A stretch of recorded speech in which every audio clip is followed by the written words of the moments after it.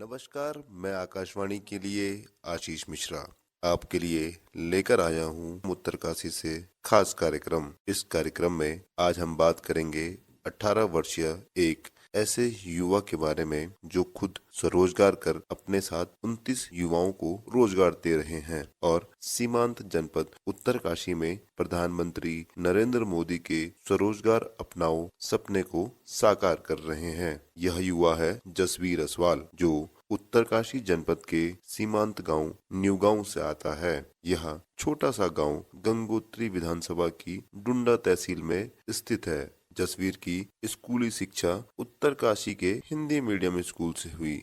जसवीर की माता बिजना देवी गृहिणी और पिता कुंदन सिंह भी खेतीबाड़ी कर अपना जीवन यापन कर रहे हैं। जसवीर अपनी 6 बहनों का अकेला भाई है। यह 28 वर्षीय युवा घर की आर्थिक स्थिति ठीक नहीं होने के चलते आगे की पढ़ाई और अपना खर्च चलाने के लिए शहर की ओर बढ़ा और डीएवी कॉलेज देहरादून में स्नातक की पढ़ाई शुरू की। साथ में अपनी आर्थिकी के लिए नौकरी की तलाश भी की। अब गांव से आए 17 साल के युवा को क्या नौकरी मिलती। कई दिन ठोकरें खाने के बाद जसवीर को एक रेस्टोरेंट में काम मिला, लेकिन बहनों और परिवार की जिम्मेदारी के चलते अपनी कमाई का कुछ हिस्सा घर भी भेजना पड़ता था, जो कम पड़ जाता। अब जसवीर ने एक दिन में 5 पार्ट टाइम नौकरियां शुरू की, जिससे अपना खर्च और अपनी परिवार और बहनों का खर्च भी चलने लगा। 3 साल स्नातक की पढ़ाई के बाद जसवीर करीब दर्जनों होटलों में काम कर चुका था और उनका अनुभव ले चुका था, लेकिन पारिवारिक जिम्मेदारियों के चलते जसवीर को अपने गांव वापस लौटना पड़ा। इसके बाद जसवीर ने प्रधानमंत्री नरेंद्र मोदी के विचारों से प्रेरणा लेकर उत्तरकाशी शहर में एक रेस्टोरेंट कैफे की शुरुआत की। साल 2018 में उत्तरकाशी शहर में जसवीर ने एक कैफे खोला, जिसमें जसवीर ने पहाड़ी उत्पाद जैसे मंडवे का पिज्जा, मंडवे के मोमो, मंडवे के बर्गर सहित उत्तराखंडी पहाड़ी थाली की शुरुआत की, जो आज पूरे शहर भर में मशहूर है। आइए जसवीर से जानते हैं कि क्यों स्थानीय उत्पादों से जुड़े कैफे खोलने का विचार आया। जब मेरा स्नातक हुआ था और मैं देहरादून से अपना पढ़ाई करके जब मैं निकला और साथ में जब मैं पार्ट टाइम में जॉब कर रहा था, एक दिन में मैं 5 पार्ट टाइम जॉब करता था, क्योंकि मेरे घर की जिम्मेदारियां भी मुझ पर कुछ इस तरीके से बनी थी कि मेरी 6 बहनें थी और साथ में फादर किसान है और मदर हाउसवाइफ है। तो जब मैं वो जॉब करते करते मुझे लगा कि अब ये मेरे हाथ की कला बन चुकी है, मैं इतने सारे रेस्टोरेंटों में काम कर चुका हूँ, तो क्यों ना मैं ये जो चीज़ें मैं सीखा हूँ, जो मैं बनाता हूँ, ये मेरे पहाड़ में बहुत कम जगह सर्व होती थी। तो मेरे मन में ख्याल आया कि मैं क्यों ना ये स्टार्टअप अब अपने पहाड़ से स्टार्ट कर लूं। तो फिर जब मैं वहाँ से घर को निकला तो मेरी बातचीत अपनी फैमिली से हुई है, और जब फैमिली से बात हुई तो उनका मुझे इतना सपोर्ट मिल पाया है कि उन्होंने कहा मुझसे कि पैसे तो नहीं है, परंतु तू अगर कुछ करना चाहता है तो कर सकता है। तो उस जरिए उनका मेरे लिए हाँ हुआ। फैमिली का जो एक सपोर्ट होता है, उसके साथ साथ दोस्तों से बात हुई है, तो कुछ दोस्तों ने मेरे साथ हाथ बटाया और कुछ से मैंने मदद ली। किसी ने कुछ पैसे इकट्ठे करके दिए। जो दोस्त मेरे अदर जॉब पे थे या जिनकी फैमिलियां ठीक थी, उनसे मैंने कुछ पैसे लेके तब उनसे शेयर किया कि मैं इस तरीके से अपना एक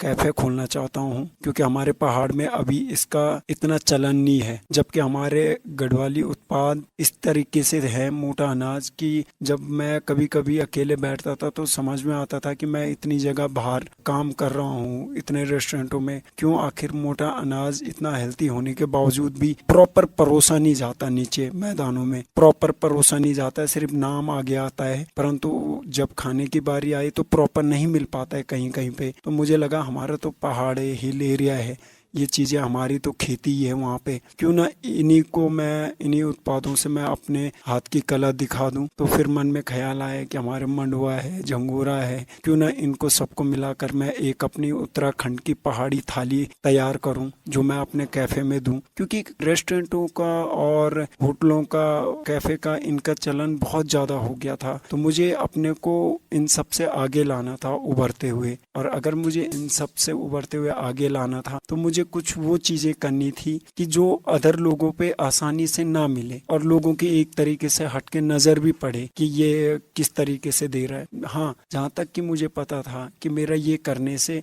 मेरे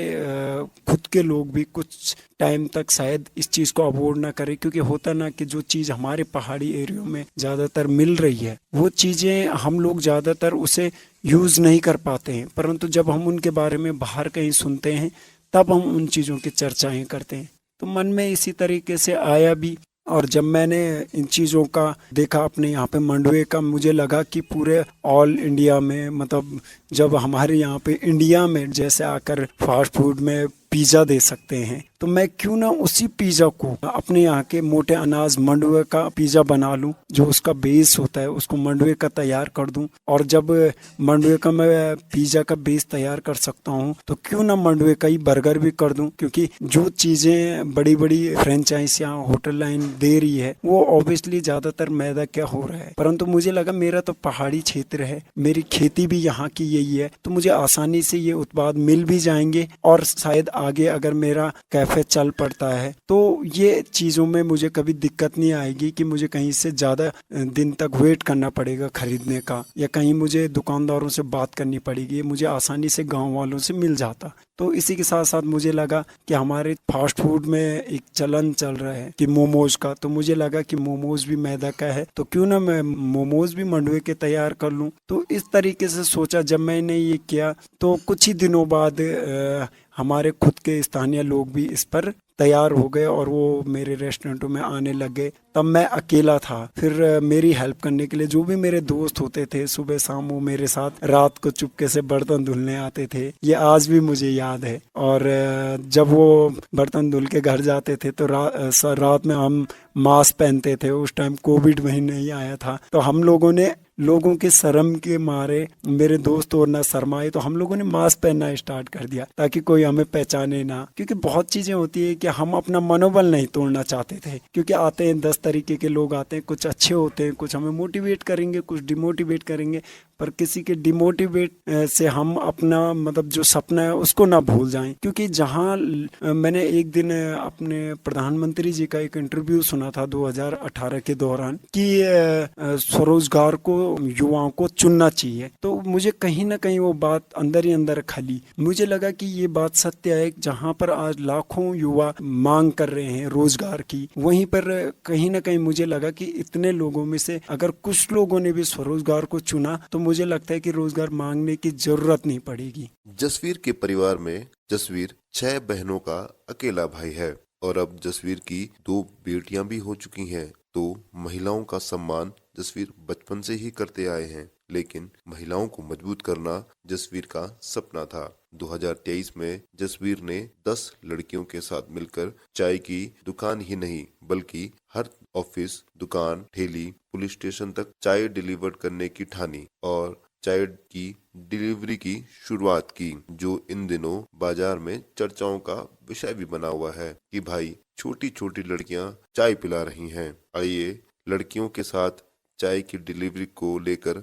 जसवीर बताते हैं कि जब मैं अपना कैफे चला रहा था तो उसी के चलते चलते मुझे लगा कि स्वरोजगार चुनने में, जब मुझे खुद भी काम करने में, खुद का काम करने में अच्छा लग रहा था, तो उसी के चलते मैं जब रोज की तरह घर पे जाता हूँ तो टीवी ऑन किया था और उस टाइम हमारे देश के प्रधानमंत्री जी की एक रैली चल रही थी और जिसमें वो बता रहे थे कि स्वरोजगार से हमारे देश के जितने युवा जुड़ेंगे उतना हमारा देश आगे बढ़ेगा। तो इस चीज को मैं जब ख्याल आया कि जिस तरीके से मेरे घर में मेरी 6 बहनें हैं उसी तरीके से मैं अपनी बहनों के लिए जिस तरीके से चाहता हूँ कि ये मजबूती रहे, अपने पैर पे खड़े रहे और ये कुछ अपने पैरों पे भी करे, तो कहीं ना कहीं वही ख्याल मेरे कैफे में दिन रात चलते रहा। और जब मैंने देखा कि मेरे पास दो लड़कियां जॉब के लिए आई थी, तो मेरे मन में ख्याल आया वही वाला कि जो हमारे देश के प्रधानमंत्री जी कह रहे थे कि स्वरोजगार को चुनो तभी देश आगे बढ़ेगा।